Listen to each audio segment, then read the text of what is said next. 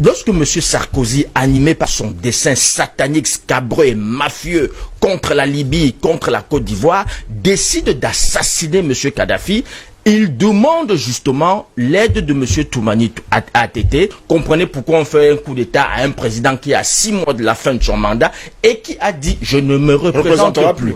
M. Sarkozy demande l'aide de M.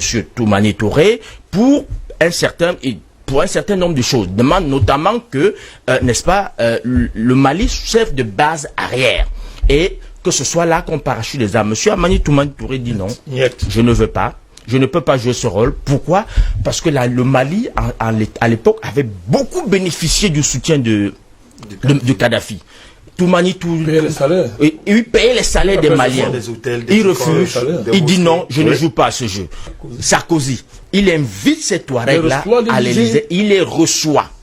Et il leur dit, écoutez, vous avez enfin l'occasion de créer un État propre à vous et la France va vous accompagner dans ce sens. C'est à partir de là qu'est né le mouvement En Sardine. Oui. Parce que à l'époque, il y avait le mouvement de libération de l'Azawad, qui était un mouvement pas très structuré, qui était un mouvement de revendication, mais pas très structuré et non armé. Alors, là, le mouvement En Sardine, lorsque M. Sarkozy envoie des armes en Libye, ce qu'on dit est faux. Ce ne sont pas les restes d'armes de combattants. C'était des armes, c'était bien séparé.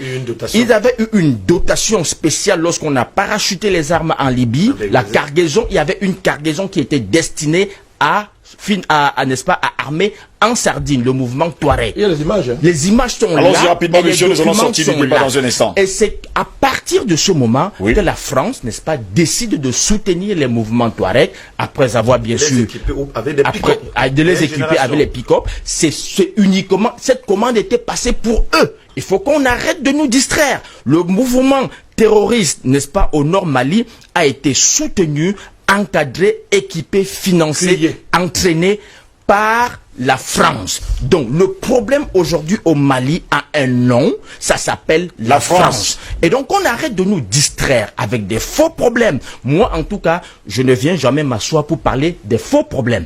Quand vous voulez parler des faux problèmes, vous ne me verrez pas. Si vous voulez qu'on parle du problème Mali, faisons le procès du véritable problème malien. Ça a un nom, ça s'appelle la France. Merci beaucoup Edmond Kouyaté.